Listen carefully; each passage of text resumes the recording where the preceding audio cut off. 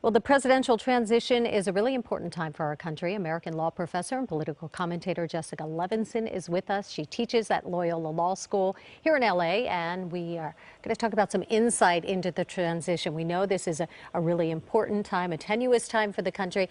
A lot of people wondering if this phone call to Taiwan somehow shows President-elect Trump's inexperience. Was this just an oversight in his part, or is he really trying to send a message? I think we're going to say this a lot for the next 4 years. We're not exactly sure what this means. And then I think that we're going to follow up that statement with, it could mean a number of different things. And in this case, it could mean that he's actively trying to change the one China policy, that he's reaching out to Taiwan and he's signaling to both China and Taiwan, I want to do something different. On the campaign trail, he did criticize China a great deal. He talked about wanting to raise tariffs. He talked about the fact that he thought maybe China was creating climate change as a hoax.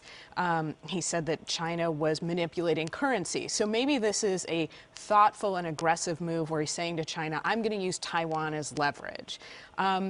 It may be that he just lacks experience in a way that we have not seen on the presidential stage ever. And so he received a call and he took a call. And we've seen that in his calls with other leaders, he has not understood diplomatic formalities. And for instance, he said to another world leader, oh, well, if you're here, you should come by, not understanding that another world leader will only come if they are invited to the U.S. And then a third option, I think, and we're going to be talking about this a lot for the next 4 years, is he could be trying to line his pockets. There's a lot of discussion that the Trump organization is trying to do business with Taiwan. There were reports that there were agents of the Trump organization who were going to Taiwan saying, we want to build luxury hotels and we want to do business with you. So I think that we're going to be presenting those three options very often over the next 4 years. It's either thoughtful, it's either inexperience, or it's either him trying to line his own pockets. And of course, this means that we are going to be having a long discussion about conflicts of interest. And maybe we won't know for sure, right? We know he's a businessman, so we know where he's coming from on that standpoint. We're just a few weeks away from the inauguration, and still a number of key appointments not announced. Are we getting closer? Should we be concerned about this?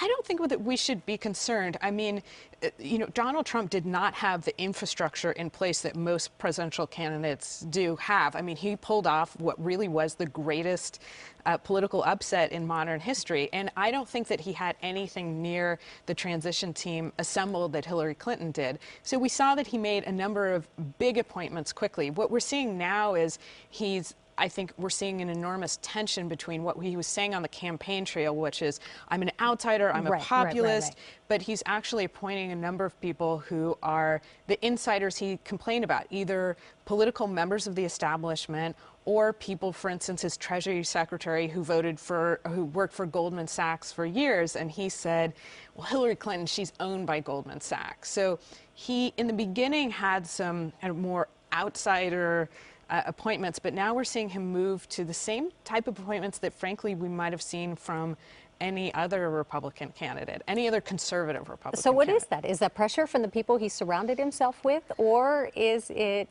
just that he is doing what it takes and what he wanted to do all along, was saying one thing on the campaign trail just to get elected? So I don't know, and I don't think that we'll know until we have more evidence of how he actually governs. What we do know is we have stories of Trump voters who've said, I thought that he was going to do something completely different. He said he was going to, quote unquote, drain the swamp. And now he's appointing people and he's meeting with people who are either part of the establishment or part of the Wall Street establishment that he spent so long complaining about.